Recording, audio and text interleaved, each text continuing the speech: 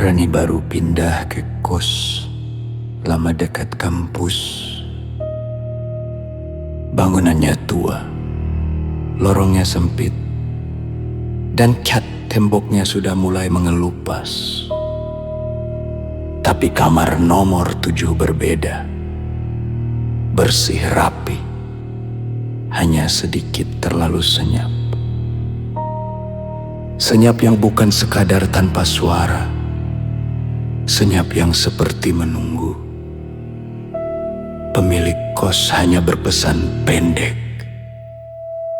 Kalau ada bayangan di lantai waktu malam, jangan diinjak, jangan disapa, jangan diakui. Rani tertawa saja. Ia pikir itu hanya lelucon kampung. Malam pertama, ia belajar sambil menyalakan lampu meja. Ketika ia berdiri untuk mengambil minum, ia melihat bayangan kakinya jatuh ke lantai. Tapi bayangan itu tidak tegak lurus dengan cahaya lampu. Seharusnya mengarah ke kiri, tapi bayangannya mengarah ke kanan. Rani menatapnya lama. Bayangannya diam, tapi terlalu diam. Ia mematikan lampu meja. Bayangan hilang.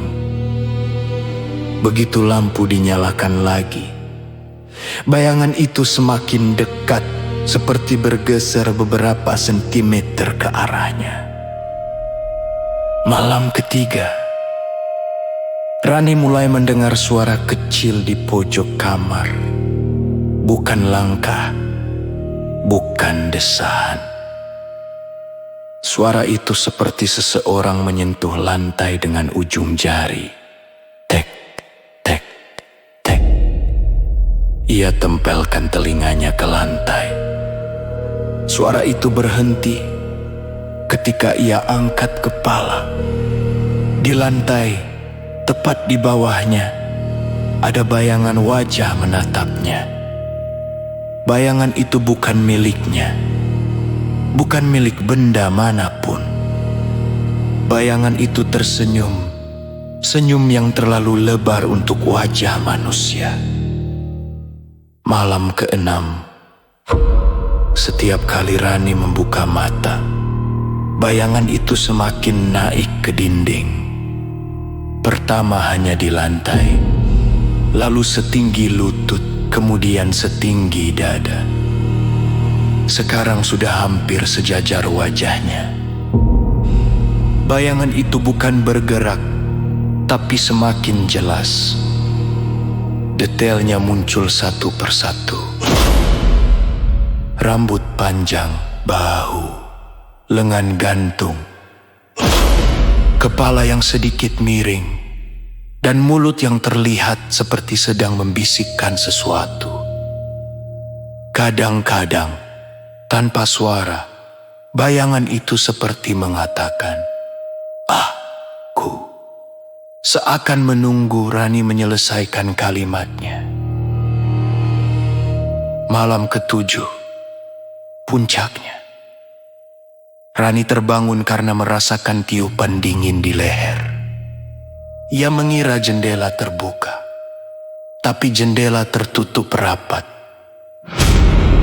Ketika ia berbalik, seluruh dinding kamar sudah menjadi bayangan. Dan dari tengah bayangan itu, muncul dua bentuk cekung seperti tempat mata seharusnya berada. Tapi kosong. Kosong sempurna. Dan di ruang yang kosong itu, Rani melihat dirinya sendiri. Bukan bayangannya, tapi dirinya berdiri di dalam dinding menatap ke arah luar. Seakan dinding itu adalah kaca dua arah. Bayangan itu bergerak maju, mendekat ke arah Rani.